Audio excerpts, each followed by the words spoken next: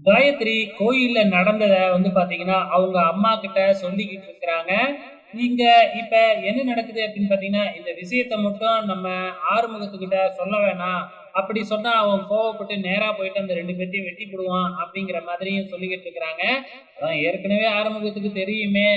இருந்தாலும் இவங்கள பொறுத்தளவு ஆறுமுகத்துக்கு எந்த சம்பவமும் தெரியாது அப்படின்னு நினைச்சுக்கிட்டு இருக்கிறாங்க. இது முடிஞ்சதுக்கு அப்புறம் இந்த பக்கம் நம்ம பைரவிய காமிக்கிறாங்க. பைரவியோட டூ வீலர் ஓடாம நின்னுடுச்சாட்டுக்கு பாதியில. ஸ்டார்ட் பண்ணி பார்க்குறாங்க. ஸ்டார்ட் ஆகவே மாட்டேங்குது. இப்ப அவங்க அப்பாவுக்கு ஃபோன் பண்ணி, "கொஞ்சம் வாங்க, என் வண்டி ஸ்டார்ட் ஆகல" அப்படின்னு பைரவி சொல்றாங்க. அந்த நேரம் பார்த்து அந்த பக்கமா நம்ம ஆறுமுகம் வந்திருக்காப்லயாட்டுக்கு.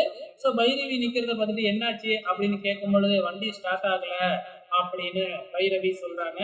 ஆறுமுகமும் ட்ரை பண்ணி பார்க்குறாப்புல, அப்பயும் ஸ்டார்ட் ஆகல. ஆறுமுகம் உடனே டூ வீலர் மெக்கானிக்கு ஃபோன் பண்ணி அங்க வர வச்சுட்டு, இந்த வண்டியை சரி பண்ணி வீட்டுக்கு எடுத்துட்டு வந்துரு அப்படின்னு சொல்லிட்டு நம்ம பைரவிய கார்ல ஏத்திக்கிட்டு நம்ம ஆறுமுகம் கிளம்பிடுறாப்ல. அப்ப ஆறுமுகம் நீ கோயில்ல நடந்ததை நான் அங்க இருந்து பாத்துக்கிட்டு தான் இருந்தேன். இதுக்கப்புறம் எனக்கு எந்த கவலையும் இல்லை. என் அம்மாவை நினைச்சு என் தங்கச்சி நினைச்சு நான் கவலைப்பட போறதில்ல. நீ மட்டும் வரலன்னா நேரா அவங்கள போய் வெட்டி இருப்பேன். நல்ல வேலை நீ வந்ததுனாலதான் இப்படி ஒரு சம்பவம் நடக்காம போயிடுச்சு அப்படின்னு ஆறுமுகம் பயங்கரமா சந்தோஷமா சொல்லிக்கிட்டு இருக்காங்க. இப்ப நான் உனக்கு ஏதாச்சும் வாங்கி கொடுக்கணும், உனக்கு என்ன வேணுமோ கேளு நான் தரேன் அப்படின்னு சொல்லிக்கிட்டு இருக்கும்போது, அப்படியா அப்படின்னா எனக்கு டைவர்ஸ் வேணும் கொடு அப்படின்னு சொல்றாங்க நம்ம பைரவி.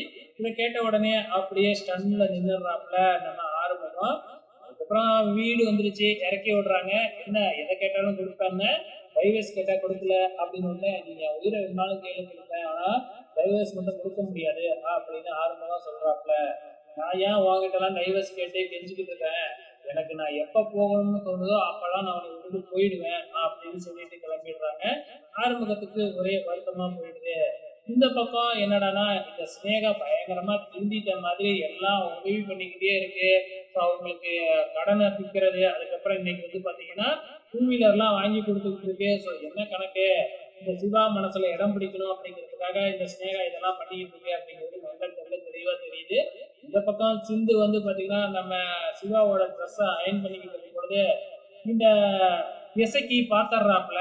இசைக்கு பார்த்துட்டு நேரா போய் அவங்க அக்கா கிட்ட சொல்லும் பொழுது, ஓ அவ இங்கேயும் வந்துட்டாளா, அவளை பிடிக்கணும்னு நாங்க பார்த்துக்கிட்டு இருந்தா பின்னாடியே சுத்தி சுத்தி தான் வந்துட்டு இருக்காளா, நீ ஒரு போர்வையை எடுத்துக்கிட்டு போயிட்டு அவ மூஞ்ச பொத்திக்கிட்டு திருடன் திருடன் கத்து, எல்லாருமே சேர்ந்து அவ அடிச்சு பிச்சு எரிஞ்சிடலாம் அப்படிங்கிற மாதிரி பிளான போடுறாங்க.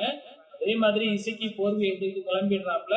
அந்த நேரம் பார்த்து நம்ம சிவாவோட தங்கச்சி காபி கொடுக்கறதுக்காக அங்க வராங்களாட்டுக்கு. இதை பார்த்துட்டு வழக்கம் போல நம்ம சிந்து போய் ஹீரோ உள்ள ஒளிஞ்சுக்கிறாங்க. இவங்க காப்பி எடுத்துக்கிட்டு வந்தவங்க தெரியாம கீழே சிந்திடுறாங்க. கீழே குனிஞ்சு தொட்டிக்கிட்டு இருக்கும் பொழுது தொடச்சிக்கிட்டு இருக்கும் பொழுது இந்த இசைக்கு மூஞ்சில போர்வையை போட்டு திருடன் திருடன் கத்தி அடிக்க ஆரம்பிச்சிடுறாங்க.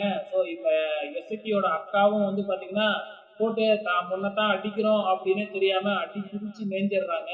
அதுக்கப்புறம் கொஞ்ச நேரத்துல அங்க எல்லாருமே வந்துடுறாங்க. போதும் போதும் அந்த திருடன் யாருன்னு பார்ப்போம் அப்படின்னு திறந்து பார்த்தா, அதுக்கப்புறம் தன்னோட பொண்ணை தான் இவ்வளவு நேரம் போட்டு அடிச்சிருக்குமா அப்படின்னு பாக்குறாங்க.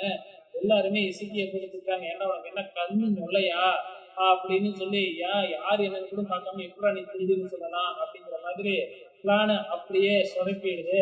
அதுக்கப்புறம் எல்லாரும் போனதுக்கு அப்புறம் சிந்துவும் சிவாவும் நடந்ததை நினைச்சு பார்த்து ரொம்பவுமே சிரிச்சுக்கிட்டு இருக்காங்க. இன்னும் எபிசோடு ரொம்பவுமே சூப்பரா இருந்துச்சுங்க. கடைசியா என்ன நடக்குது அப்படின்னு பாத்தீங்கன்னா, பைரவி கோயிலுக்கு போயிருக்கிறாங்க.